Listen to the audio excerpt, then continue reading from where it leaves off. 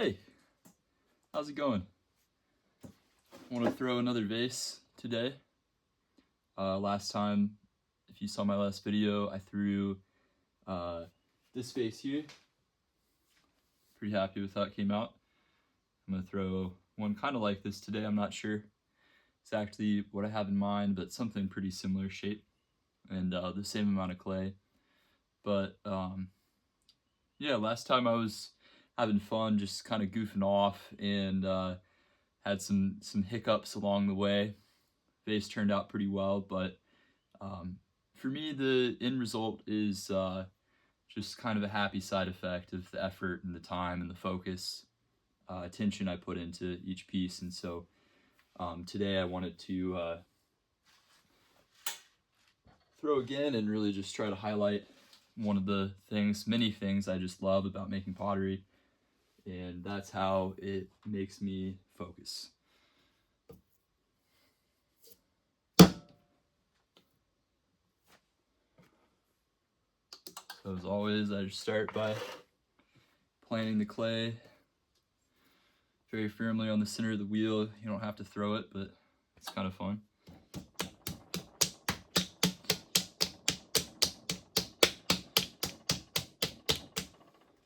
And from here on, this just becomes an opportunity to be really present, enjoy being here and just feeling the movement of the clay on the wheel.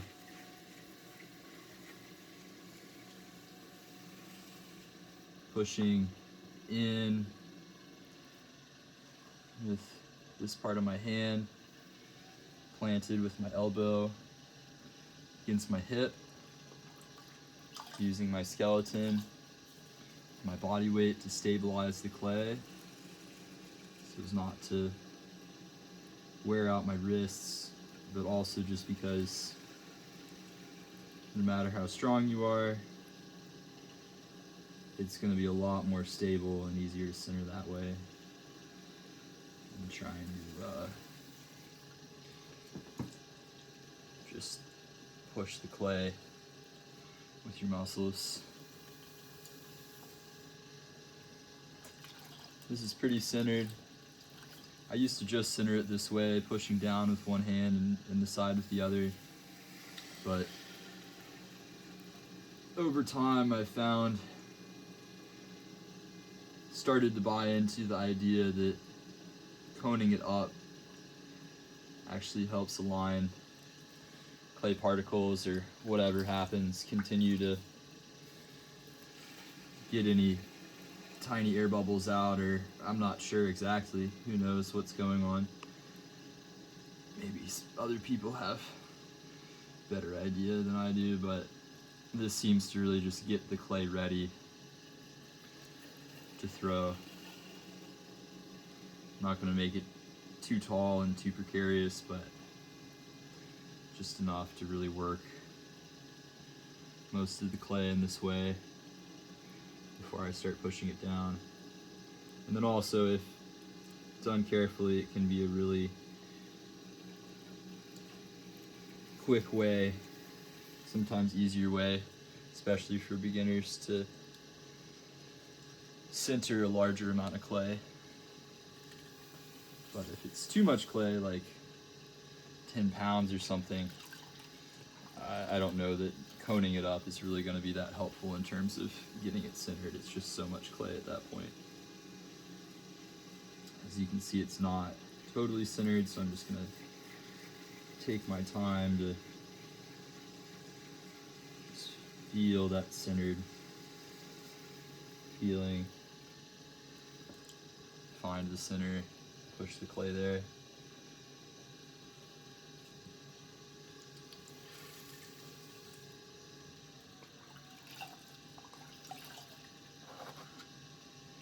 Don't think this bucket's going to be in the way. I normally put it on this side.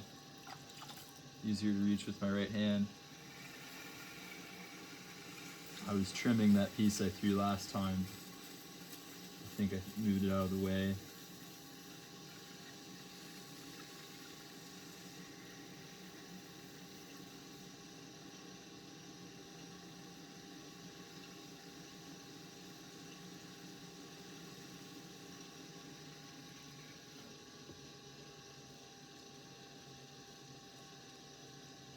really enjoy throwing pieces like this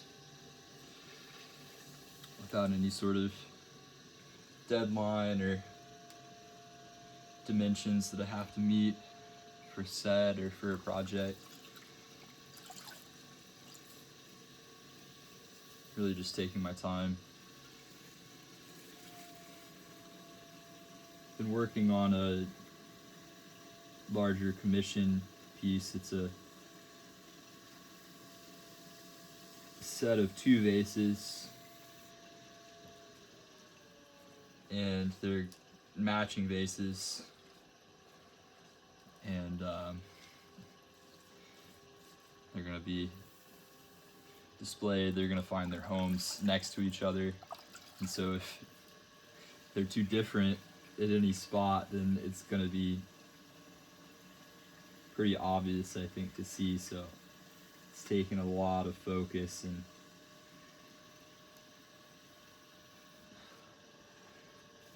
care to really try to make those pieces. So this is a refreshing break from that. Now that it's pretty centered, it's not perfect, but I'm happy. I'm just gonna take my 2 fingers, my left hand, kind of guide them with my right hand and add a little bit of water with the sponge. This stage, I'm not too worried about using too much water and waterlogging the clay. Just pressing down, just feeling the center.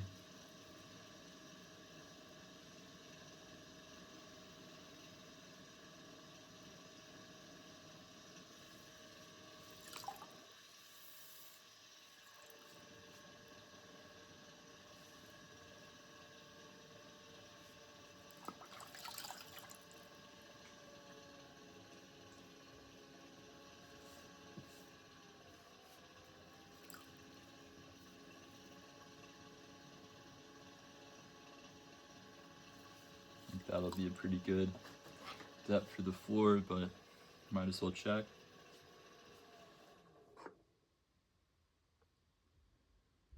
Using my finger on this tool to measure. Put my finger at the base of or at the top of the floor, and then poke this tool through it. And so that's the depth of our floor. Make it a little bit thinner, but I'm not too worried about the weight of this piece or making it as light as possible. I'm really a little bit more concerned with it being tippy rather than it being a little hefty, so I'd rather the floor be a little bit thicker, and I'm not going to worry about pulling the clay as thin as possible. First couple years I was throwing, I was just enamored with the challenge of using the clay as efficiently as possible, making the largest pieces with the least clay I could, and also the elegance, the delicate nature of throwing like that, and the finished product. But over time I've become less attached to that aspect of throwing, and I still think as I've gotten more experience, more practice, that my ability to throw thinner has continued to evolve. Had an air bubble on the floor, so I just use some light pressure to pop it, and now I'm just pushing the floor back in, and I'll compress it a little extra to make sure that it's all nice and smooth together to prevent any cracking. It's another reason why leaving the floor just a little bit thicker than it needs to be to not puncture through can be nice. So you have some extra clay to work with if you have any air bubbles.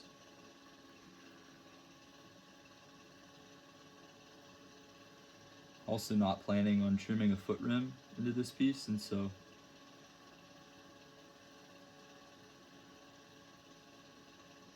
I'm able to leave the floor thinner anyways than I would if I was going to then flip it over and trim a little bit of depth out of the bottom of the floor to make a nice foot rim. Typically don't do that on vases these days, especially taller ones that are going to be a little bit tippier as I'm trimming it.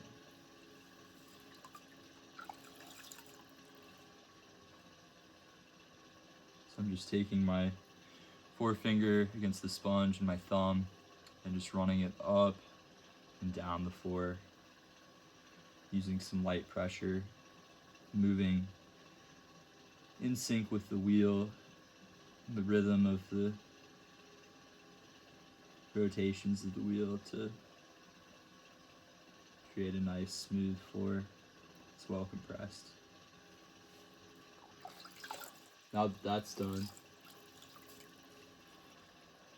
gonna be careful this time. This is the part where I got a little carried away before. I'm just compressing the rim, bringing a little bit of clay in too while I'm at it, and then I will squeeze the outside of the clay at the base to narrow this piece. I don't want it to be that wide. I want to use some of that clay to create some height.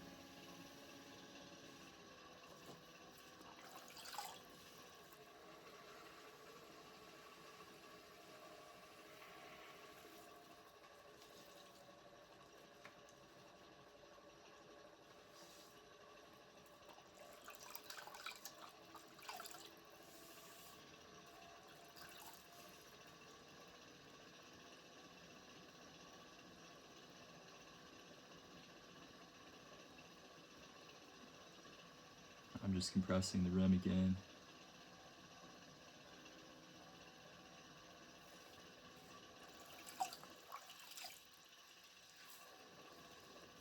I can begin to start pulling the clay up without making any goofy sound effects. Maybe it'll be helpful. Get the spot where I want it to go.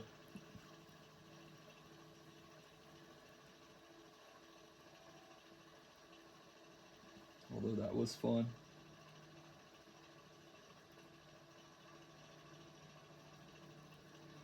Well, it's still very wide. It's funny, when I don't have the camera rolling, I don't seem to have this issue. Not that it's really an issue. I just won't try to collar it in all at once this time.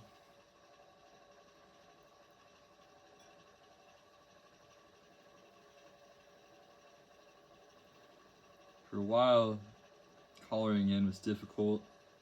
I think part of it is just a feel for the speed of the wheel and the pressure to apply and practice with creating even pressure. But I think also part of it is just a sense for keeping the clay compressed and thick enough to manipulate at the given stages when it needs to be manipulated like this. Not getting overzealous and pulling too much too quickly or pulling unevenly. It just seems to take a lot of practice, at least for me. If you're interested in throwing taller cylinders, I'd recommend just taking a certain amount of clay, maybe just a couple pounds of clay to start out with. Even just 1 pound can be helpful. And just always grabbing the same amount of clay, weighing out quantity of clay so you get really used to that amount, and then just trying to get really consistent how wide you're making the cylinder and how tall you're pulling it.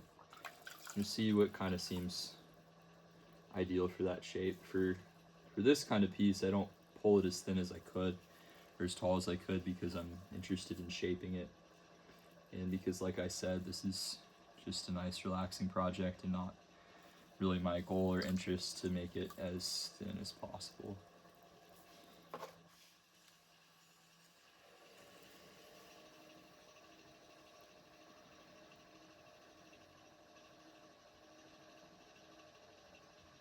With these 6-pound bases, I've been making the width maybe about 3 or 4 inches, 3.5 to 4 inches wide.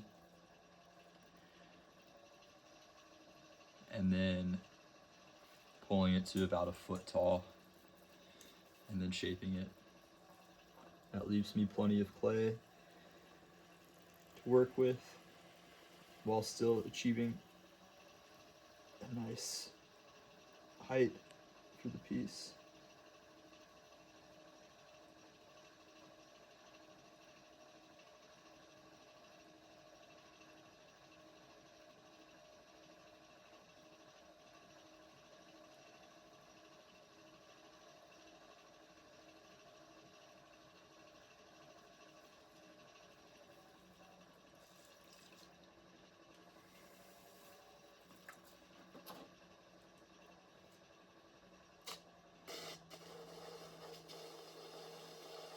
So go for about another 1.5 inches.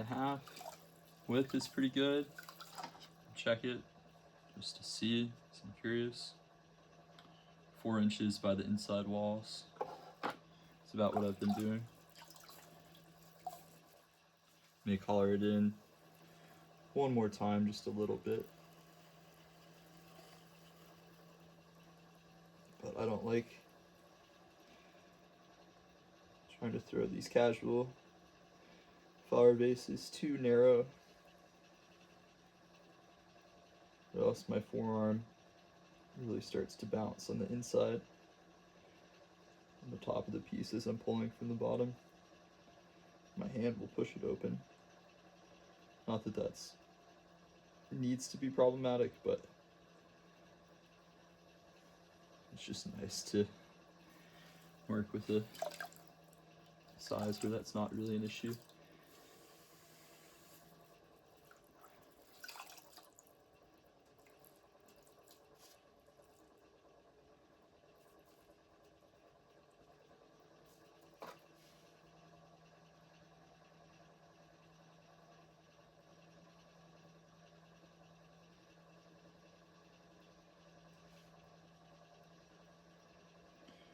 Getting a little bit of variation in the width here.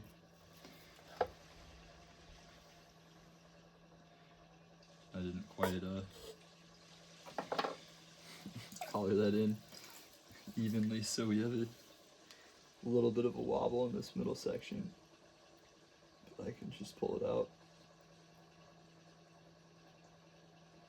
Another thing that for a while was very difficult, like coloring in, is being able to recenter the piece as I'm going. For me, once any sort of wobble developed, it was virtually impossible to bring the piece back to center. It was just a lost cause. Trying to keep the piece as centered as possible the entire process was the only way to complete a piece, but I think it's just another thing that takes practice.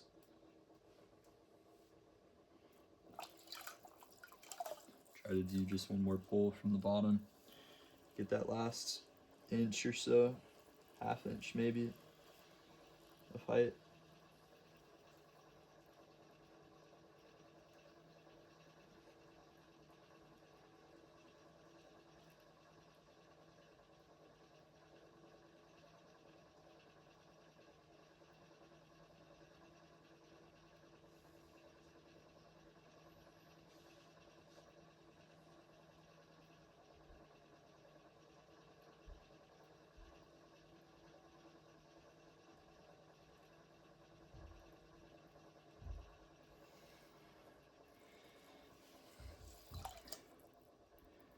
We're just starting to wobble down here. It is difficult to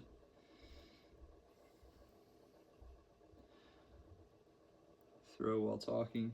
Not experienced in that. But part of my aim today and making these videos is just getting a little bit better at focusing.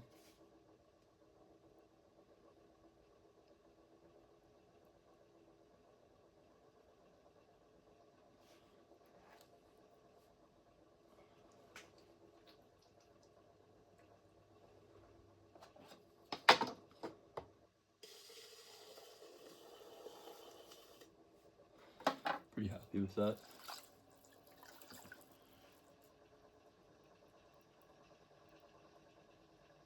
Doesn't need to be exactly a foot.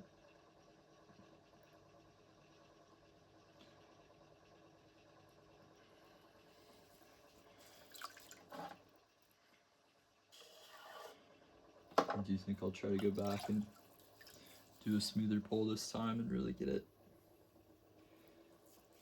nice and even.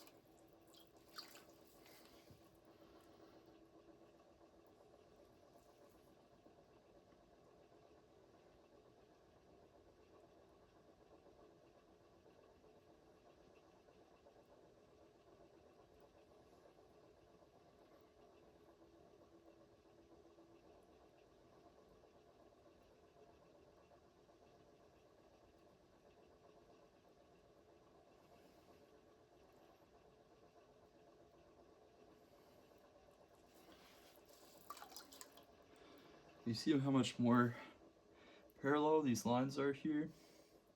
Also a lot less distance in between them.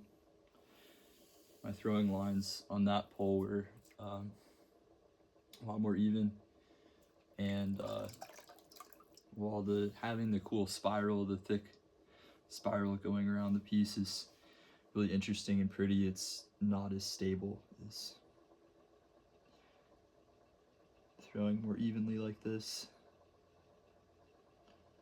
And that's just a product of throwing too quickly, not being as in sync with the rhythm of the wheel's rotations. That's about a foot. And that's a little bit over 4 inches from the inside. That's great for me, so we're gonna move on to using one of my favorite tools, metal rib. Say that in order of how much I use them and enjoy them, my favorite tools would probably be the wheel, the sponge, metal rib, and the blowtorch. It's interesting, everyone's got their own preferences, but for how I like to throw and what I like to make,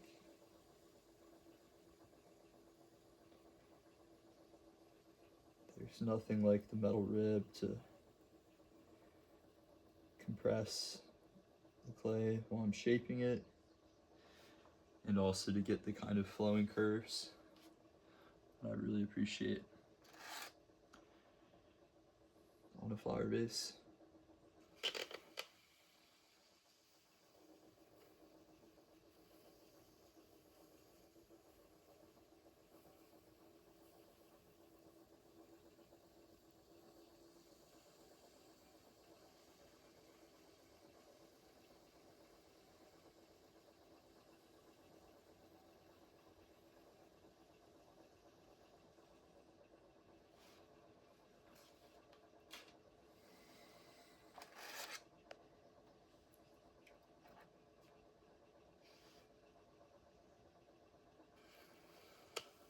So now I'm just gradually pulling the piece out.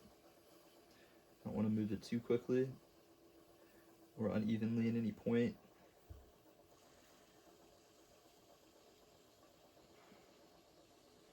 the continuous curve here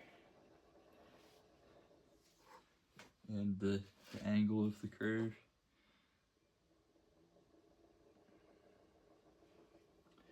Is going to support or not support the structural integrity of the piece differently. So if I move the bottom too much before I have the top where it needs to be to meet it, or vice versa, the piece is going to start collapsing on me before I can make adjustments and move the rest of the piece into place.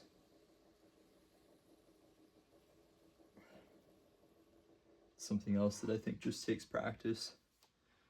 And for me, I think that not only getting a feeling, a sense for the feeling of the integrity of the clay and how much I can push it, how much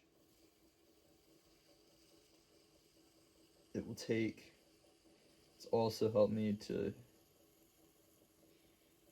focus on and appreciate the aesthetic value of different side profiles of the piece, shape of the vase, because to me the wheel is an amazing tool in that it demonstrates the properties of the clay in relationship to gravity and centrifugal force on the wheel, and that not the most balanced pieces, but balanced pieces with greater structural integrity and more interesting shapes also tend to have an aesthetic balance and elegance to them. It's interesting. It makes somewhat makes intuitive sense thinking about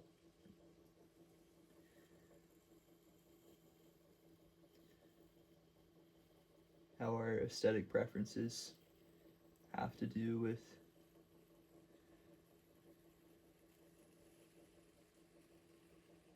the properties of the natural world.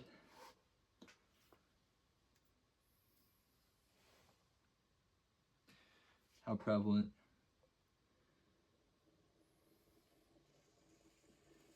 the fluidity of things is in nature, the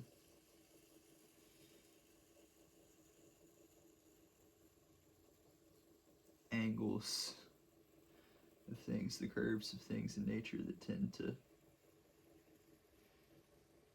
be preferential for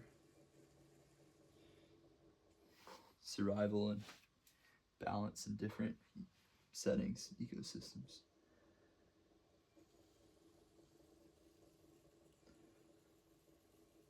Really don't know what I'm talking about, but it's just thoughts I've had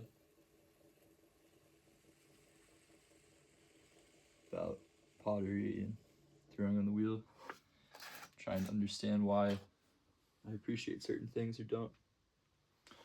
Now I'm going to torch this lower section of the piece, give it a little bit more stiffness, dryness, so that hopefully it will tolerate a little bit more time of me shaping this part of the piece.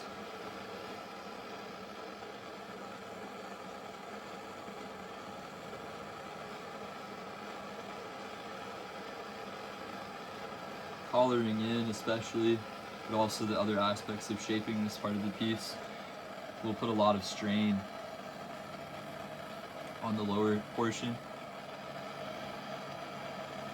and I don't want it to start collapsing, bowing out as I am effectively pushing on it from up here.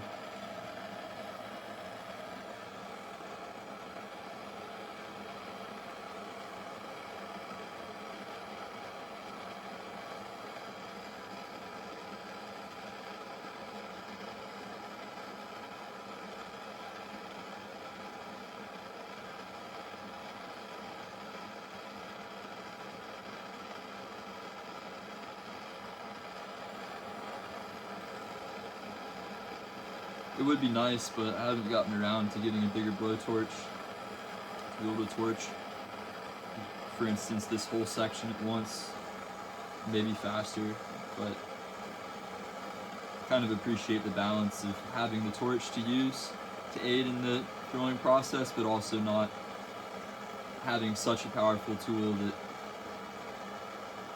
enables me to so quickly and thoughtlessly virtually change the properties of the clay's integrity on the wheel by changing the moisture level, evaporating the water in it. If you weren't sure, that's what I'm doing here. I'm just evaporating the water in the clay, drawing it out essentially as it would in the air, but faster and less evenly. Just doing it on a specific section of the piece where the flame is hitting. And as you can imagine, the harder the clay is, the less it's going to collapse as it spins in the wheel and as I manipulate this upper section. Some people have mixed feelings. I have mixed feelings about using the torch in this way, but I appreciate its value and the kinds of pieces I can make with it, and am not too attached to the idea of some unadulterated way of throwing just clay and water without using this to be able to make shapes that are a little bit tippier. And for this shape, I don't believe it would be altogether necessary. Just helps me to do the rest of the process a little bit faster and with less risk of destroying this bottom part in the process.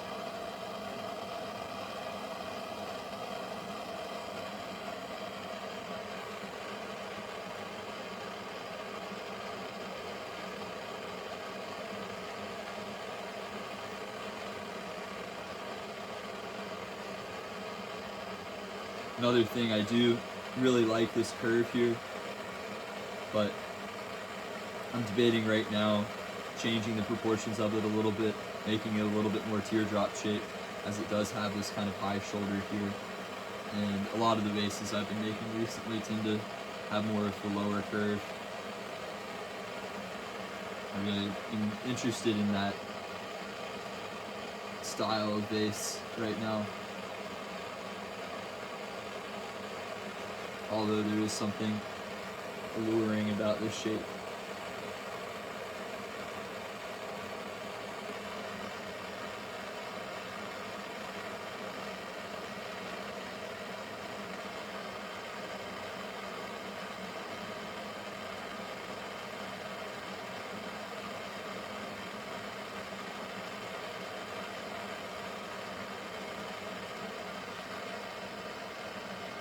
Just using the back of my finger here to feel how dry the clay is.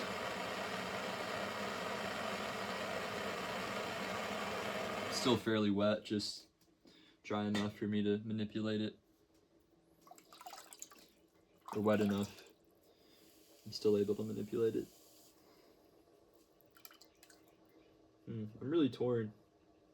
I think I am going to keep the shape of this bottom section right now. Might be too late to change my mind in a second, but I might try.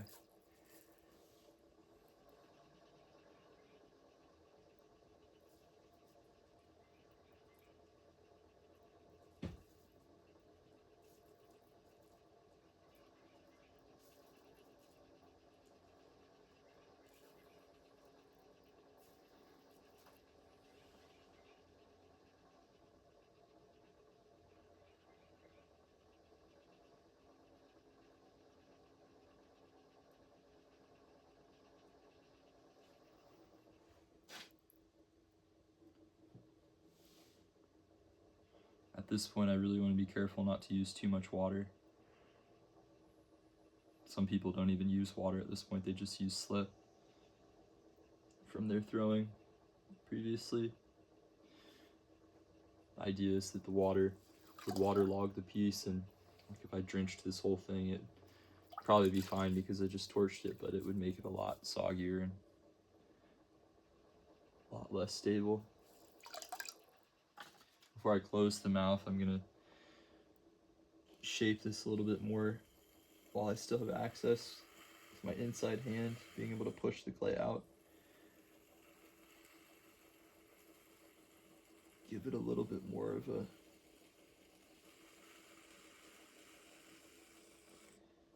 curve there coming out.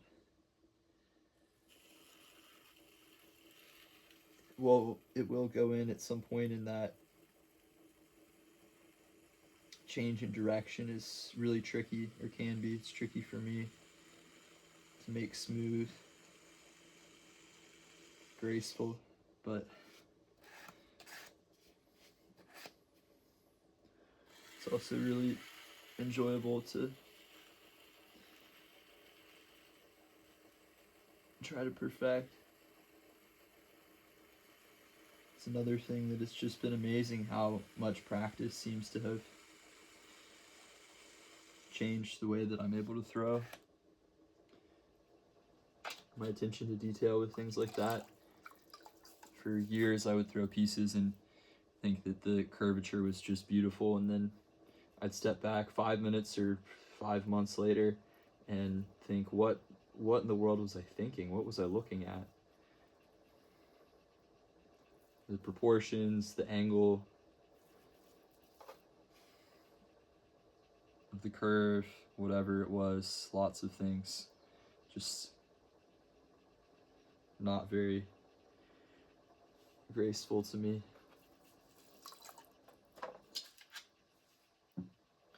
Wonder if I'll still look back at the pieces I'm making now and think that someday. In a way, it's sad to have once appreciated something so much, and not just the part of the process, but the aesthetic value of the individual piece, and then to come back and have kind of lost that appreciation for it. But I think it's also a symptom of the process and of the growth that happens. You continue to experiment and explore the world of shapes.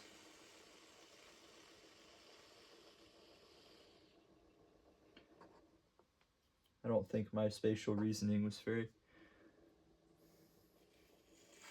well developed or very astute when I started throwing, and I don't know.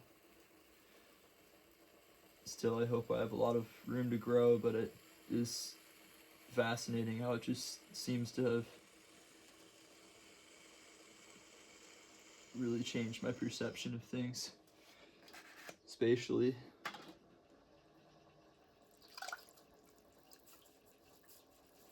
Now glaze is a whole nother story. Pottery is a multimedia art. It's clay and glaze and other things you could say, but I didn't think about it that way for a while and really didn't appreciate the glazing process that much. But my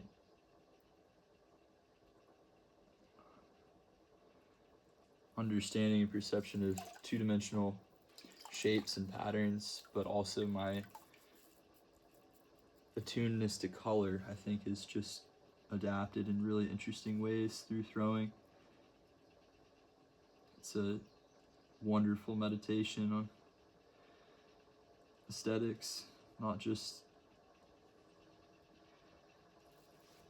how it forces you to focus and to be present and to appreciate what's happening right now, but also just in terms of the way that it grows and changes your mind. If you can't tell, I really like making pottery, and highly recommend it if you get the opportunity to throw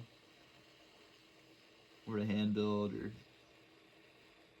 really anything creative. It has such the potential to contribute to your personal evolution.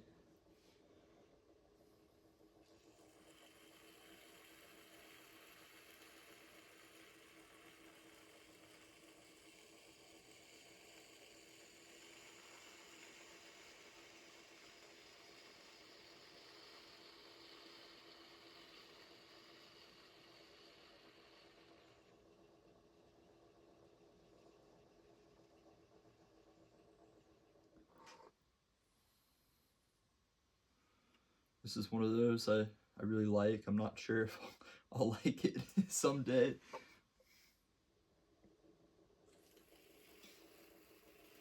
Maybe that means that I don't like it that much.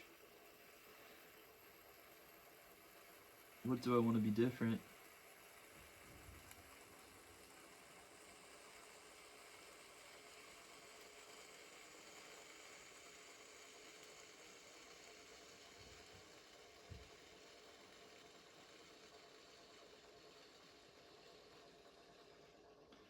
I think the key is in the shoulder and the neck at this point. So I've already established the belly of the vase, if you will. Just really attending to the detail here.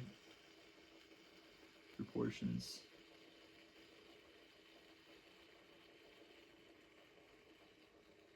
Instead of just measuring out and trying to figure out how each aspect of the piece can fit certain ratios in relationship to the other aspects in a pleasing way, like utilizing the golden ratio or something. I really enjoy just the intuitive process of using my own sense of what I like and what I don't like, and just trying to be really inquisitive and interested and focused about that to make more pleasing shapes.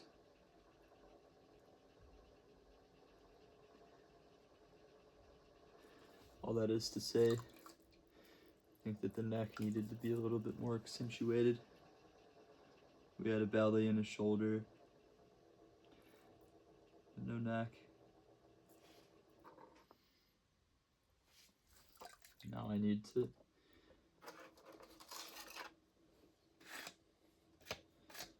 make the curvature a little bit more continuous here. It's really difficult, or can be, with this tool is so useful for shaping the piece, but it's also challenging when the proportions of the section of the piece don't exactly conform to the size or the shape, the length of the different parts of the piece. For instance, like as I'm shaping this here, I'm scraping down here, and then I have to go back and try to smooth that and then make it fit the curve of the neck. And it's the combination of all these things coming together, all these little adjustments, all the aspects that I'm focusing on and interested in, that end up making an interesting and hopefully cohesive piece.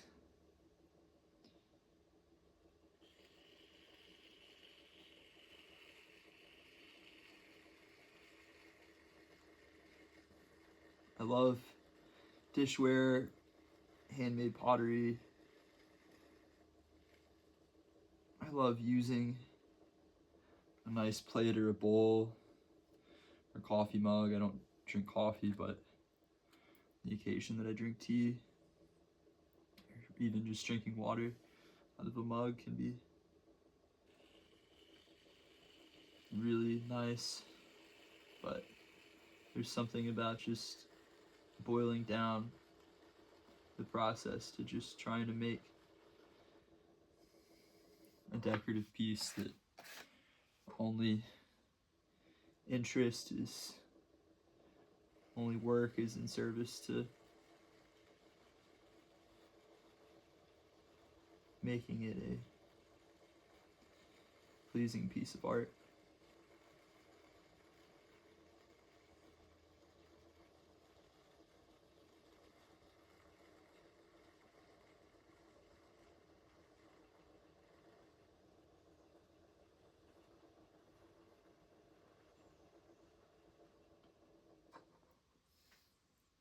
What do we think?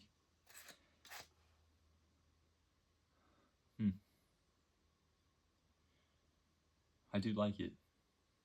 It's not my favorite piece I've thrown. I've really enjoyed the proportions of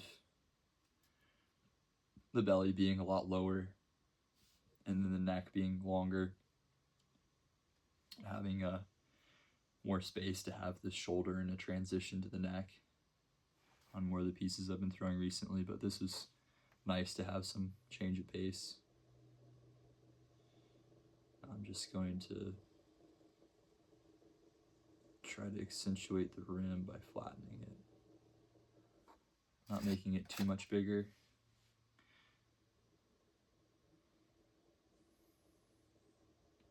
Because I still want this final little bit of the curve there to flow well, but just to have a change of pace, really have a well-defined rim with a nice right angle will kind of stand out with all of this curvature. Only right angle on the piece other than the foot itself, the part where the wall meets the floor, base of the table, or on the table.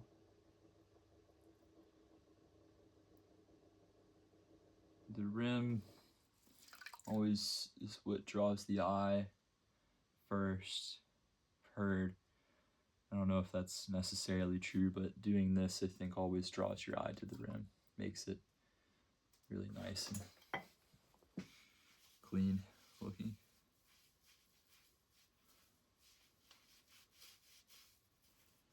Hope that you all enjoyed my exploration of throwing process and the aesthetics of this kind of a flower vase, what I've been interested in exploring for a couple years now. Now I'm gonna go ahead and take it off the wheel.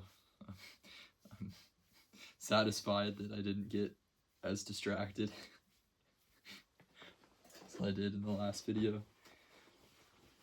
Oh, that was fun, and who's to say really what was a better process? I ended up liking, I think, that vase, how it came out better than this one so far. And maybe I had more fun in the process, but being goofy is fun. Also, taking some time to really focus on and be more conscious of what is interesting about the piece is also enjoyable. Now, I didn't angle cut this piece. I guess I'll go ahead and do that. Haven't been doing that on these other vases. The base is a little bit different, and I've been trimming kind of a foot on the outside of the piece, not really into the bottom, but on the side. But with this piece, I don't think I'll do that. I'll just try to make it continuous curve to the base there, so I'll just take a little bit more off when I trim it.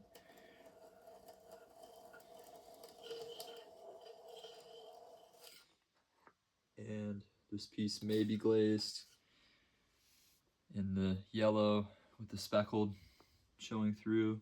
This is a speckled clay, maybe gray, turquoise, or it may be an experiment with some of the new glazes I'm hoping to mix this summer and experiment with. You can see behind me the piles of glazed material. I'm excited and nervous to get to using them, and I'll definitely be wearing a gas mask and N100 to not be breathing in all the dust, doing it in a well-ventilated space, as the particulate matter is pretty rough on the lungs, but that'll be fun.